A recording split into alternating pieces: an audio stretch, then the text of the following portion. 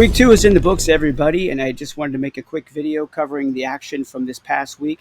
We'll start off with the San Diego State-Alabama game, both teams coming in 0-1, and Alabama drops to 0-2 with the loss to SDSU, 46-43. Alabama is a very hard luck team of recent years. They just haven't been able to put together a good start and sustain it. And this is definitely a hole that they did not want to fall into. They've got a solid team here with Bo Nix leading the way. If you look at the Alabama roster here, you can see Bo Nix is their guy at quarterback, and he's very good. He's only averaging 4.2 points per game, but last week was a big week, and week 1 might have been a little bit of an anomaly. They've also got a decent running attack here led by Brian Robinson, and it looks like Jack Krosky Merritt is a decent pickup for them. He was a rookie draft pick by Alabama in the late rounds, if I'm not mistaken. They also have some decent wide receiver room here. You got Emeka Ibuka out to a great career start here in the NFL. Jameson Williams, coming around this year, having a good season so far. Looking at Jameson Williams in the past, we see that he is expected to have a big year. He broke 1,000 yards last season, so we expect more of the same for him. Emeka Ibuka, of course, I mentioned. Solid receiver, Rashid Shaheed, also very good for them. The tight end room, a little bit of promise here with Jatavian Sanders. Defense, well, it's lacking a little bit with the exception of their best defensive back and their best linebacker, Jack Campbell. Jordan Battle doing a good job in the secondary. But Alabama, a hard luck loser here in this one. You could see last week they lost to California 48-34. Next week they've got Tulane coming up, and Tulane had a huge week this week, so Alabama is in a little bit of trouble. The schedule does not get any easier in the near term. Tulane, Penn State, and Maryland all on the docket for Alabama. As for the Aztecs, they're looking at Oregon next week, and Oregon is without a quarterback right now. They're struggling. Fresno State, another team that is very beatable. They're out to an 0-2 start, as is Oregon. So the combined record of the upcoming opponents for San Diego State is 0-4. And if the Aztecs are not 3-1 after these next 2 games, that could spell trouble for this team because the schedule from there on out doesn't get easy. It is Texas, Maryland, New Mexico, Penn State, as you can see, Cal, Georgia. I mean, it just doesn't end after that. So very imperative that San Diego State take advantage of this big win they got over Alabama and win the next 2 games. Moving on to the next game, it was Georgia taking on Michigan. Huge victory for the Wolverines here. Gerald Lane's program wins 43-39 over the league champions.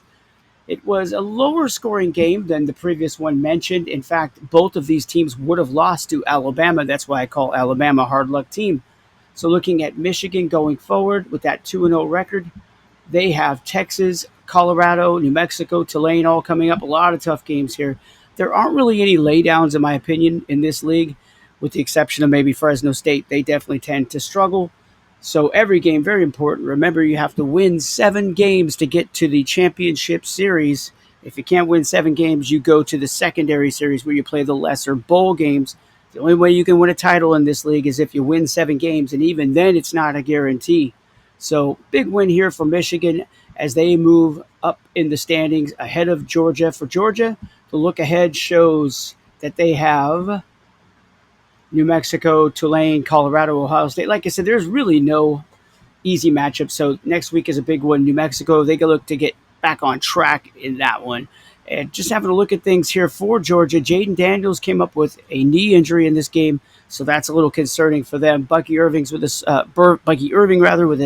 solid performance. Tyler Algier, their running back, also with a strong performance. They went with a 2 running back offense. De'Ami Brown having a big breakout year, finally in year 5 maybe. He had 4.76 big ones. He's out to a great start this season.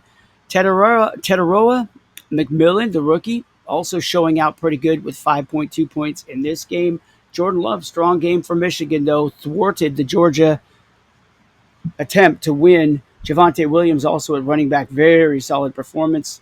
This team is looking pretty strong here. Michigan, can they keep it going? That's the big question. Moving along, Fresno State taking on Tulane. Tulane with an easy victory here, 59-35 over the hapless Fresno State Bulldogs. Spencer Rattler started for the Bulldogs and scored 8.5 points. That's pretty solid. Brian Thomas Jr., a wide receiver, almost 3 points. Not bad, but they really struggled otherwise. Drake May with a solid game for the New England Patriots and his team here, Tulane, in the Program Football League. Drake May with almost 12 fantasy points on 230 yards passing, very accurate, 19 of 23. He had 2 passing touchdowns and 1 rushing touchdown. Very strong showing for Drake May. He looks like the real deal. Travis Etienne also was a transfer pickup, if I'm not mistaken, by Georgia. Strong game. James Cook, of course, still a great player. 132 yards rushing, including a 44-yard scamper. Juwan Jennings of the Niners came up with a big game, 89 yards and a 42-yard touchdown catch. So this Tulane team looking very strong, going 1-1 with this victory. Next week sees them take on Alabama, who desperately needs a win to get away from being 0-3. Fresno State, on the other hand, they take on Cal. It doesn't get any easier for them. So let's see if Fresno State can get back on track at some point. Moving along, want to make this video as quick as possible. You got Colorado and New Mexico. Colorado pulling off the big upset, 57-46 over Phil Johnson's New Mexico Lobos. It was Caleb Williams with actually a pretty good game for him. For the Lobos, 7 points. He was 19 of 30 for 207 yards, but he couldn't avoid the turnover with that 1 interception. He passed for a couple, including a 28-yard touchdown pass. Cam Scatabo came up with a big game. He ran for 45 yards, but a very high average. He also had a rushing touchdown, 2 catches for 14, 4 solid points. It was mostly based on his average per carry. Scatabo had a pretty bad first week, but in week 2, he came through. Other notable performances here for New Mexico. Puka Nacua, always a very good player. 8 receptions for 91 yards, including 1 rush for 45 yards, and that was a jet sweep. I was listening to that Rams game, wasn't watching it. Unfortunately, I don't have that Fubo channel. I'm probably going to get it in the future, but he came through with a huge jet sweep play for 45 big ones and a touchdown. Nacua with a huge game, almost scoring 10 points. Trey McBride, their talented tight end, also with a solid game, 6 catches, 78 yards, 4.3 fantasy points. Washington Parker, 5 catches, 76 yards. As a receiver, he scored 4 fantasy points. Looking ahead for New Mexico, they will have Georgia on the docket. Not going to be an easy game as Georgia is looking to get back on track. Meanwhile, Colorado got a decent performance from Trevor Lawrence, although he did throw 2 interceptions. He threw for 271 yards. If he could just avoid those picks, he would be really good. He had 3 touchdown passes. He was helped out by running back Rachaad White, who had 65 yards on 10 rushes. His average was very good, and therefore he had 5 points, fantasy points. He also ran for a 2-yard touchdown. Jahmyr Gibbs, also the 2 running back attack for this team, Colorado. They got 94 big ones from Jahmyr Gibbs on just 12 carries and a 6-yard touchdown run. Other notables here on offense for Colorado, Malik Neighbors, their rookie from last year, huge game, 9 catches, 167, couple of touchdown catches, big ones too, 29 yards and 48 yards. Big game by the Colorado Buffaloes as they get to 1-1 on the season. Next week, the game will be Ohio State. And Gerald Lane's Ohio State Buckeyes are out to a 2-0 start. So moving right along, California versus Ohio State. Speaking of Ohio State, they got the win over Cal. Upset victory here, 52-45. It was Mac Jones throwing the ball for California in this one. He went for 279 on 26 of 39. Solid game for the Big Mac. He also fumbled once, which held his score a little bit in check. He had 3 touchdown passes, including 1 for 42 yards. And everything Mac Jones does for this team, for the California Golden Bears, is something that isn't happening for the Texas Longhorns because they have Brock Purdy. Moving along, other big performances. The running back, Jalen Warren, I believe a rookie, 14 carries, 48 yards, also 86 yards on 4 receptions. Huge game for Jalen Warren at running back. Zay Flowers with a good game at wide receiver. And California had a strong game for those guys, but they just couldn't get over in the end of the day. Next week, they go up against Fresno State. That should be a laydown, but you never know. But they're looking to get back on track and go 2-1 after this difficult loss to the Ohio State Buckeyes. Let's keep on moving here. You got Penn State and Oregon going at it, and Penn State all over the Ducks. The final score 45-29. Bryce Young, who was the transfer pickup from Penn State, goes for 328 big ones, but he did commit a couple of turnovers. You can see him right there on screen, a fumble and an interception. He also threw for 3 touchdowns, all short ones. He had a 4-yarder, a 5-yarder, and a 1-yarder. A.J. Dillon was their best running back. Not very good. Well, he wasn't their best running back, but he actually scored with just 3 carries and 19 yards. That's pretty poor, and that probably explains why Penn State didn't win this game by more. Devin Achani, whatever his name is, 11 rushes, 30 yards, but the big part of his game was in the receiving game. 92 yards on 8 catches, including a 29-yard bomb. Romeo Adunze, also with a big game, goes over 100 yards with a buck 28, 2 touchdown catches, 1 for 28, 1 for 6. He's looking very good early in his NFL career, and he is definitely going to be an asset for the Penn State Nittany Lions. Meanwhile, the Oregon Ducks had to rely on Jackson Dart, who was not really a starter in the NFL, and all he did at quarterback was run the ball for 3 yards. Trey Benson struggled in his second game in the pros. He had a good first week, but this week just 4 catches, 30 yards, 3 rushes for 14. Jalen Waddle at wideout, 5 catches, 68 yards, including an 18-yard strike. Troy Franklin from the Oregon Ducks actually is performing a lot better than a lot of people expected him to. He had 8 catches for 89 yards, including a touchdown catch. I remember Troy Franklin was not even ranked in the top 10 by a lot of publications last preseason. So the Oregon Ducks have some pieces here, but they're lacking a quarterback. And, I hate to say it, but maybe A.J. Nardi and crew are in for another redshirt season to preserve some of this talent for next year until they can find a viable quarterback. If you take a closer look at the roster, you can see that they don't have anybody else. They face the San Diego State Aztecs next week, and that should be a very tough game for them. Meanwhile, Penn State Nittany Lions go up against Maryland Terrapins next week, and Maryland is out to a decent start this season. I'm not sure if they're 2-0, but this is going to be a tough matchup for the Nittany Lions. And that brings us to the final game of week 1, guys. It was Texas versus Maryland, and we were just talking about the Terps. They actually lost by the narrowest of margins, 33-34 to Texas. Just over a point, fantasy points, they lost by.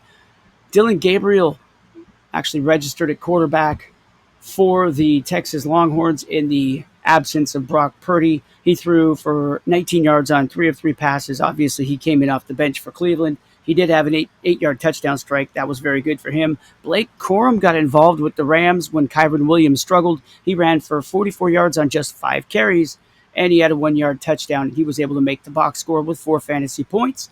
Quentin Johnston has been out to a great start.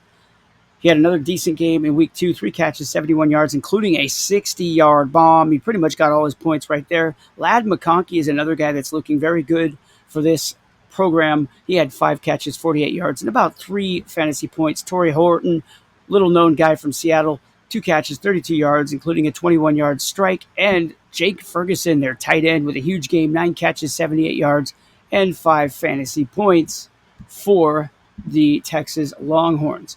Next week for the Longhorns, we talked about it earlier, they're taking on Michigan. That's going to be a tough matchup. Moving on to Maryland, J.J. McCarthy, who was so good in week 1, struggled in week 2. He had 3 turnovers, including 1 fumble, 2 picks, only 158 yards passing, didn't even break 500 on the completion percentage. He ran the ball 5 times for 25. That was all right. Bijan Robinson, their running back, went for a buck 43 and had 25 yards receiving. Really strong game for him on 22 carries, 8 fantasy points. Alec Pierce, the wideout, 4 catches, 68. Strong game, 3.5 fantasy points. And that was kind of about the extent of it for the Terrapins. If they would have gotten just a little more production from that offense and definitely more production from J.J. McCarthy, they might have gotten over in this game. Now, by the way, J.J. McCarthy did sustain an injury in this one. He has an ankle issue, and he is out for week 3, and they think he's probably going to miss week 4 as well. So once again, J.J. McCarthy is injured, and he's going to miss the next couple of weeks, and that does not bode well for the Maryland Terrapins. The Terrapins have Shadur Sanders as their backup, and he has yet to score a point this season. They take on Penn State next week, and Penn State proved this week in their big victory that they're not going to be a laydown. So once again, let's just go to the standings here real quick before we end this video. You got Michigan occupying the number one spot. Remember, in even weeks, going into even weeks, the top teams get the number one pick. So Michigan will have the number one free agent pick this week. Whoever's in last place after this week will have the first pick next week. Ohio State comes in second with a 2-0 record. Texas is ranked third at 2-0. Colorado at 1-1. Maryland also at 1-1. New Mexico 1-1. Cal is 1-1. Georgia's 1-1. San Diego State is 1-1. Tulane is 1-1. Penn State 1-1. And then you have 3 0-2 teams: Alabama, Fresno State, and Oregon. So there you have it. It's in the book, week 2. And we're all looking forward to week 3. Let's see what happens. I don't know if I'll make another video before then, so stay tuned. Maybe, maybe not. I'm going to be busy for much of the week, but maybe Thursday I'll have a little bit of time. Remember, get your picks in for Thursday morning. I have no set start time. It's whenever I get up and get motivated, so that could be 6 or 7 a.m. Pacific time. So be there or be square. All right, guys, I'll talk to you later.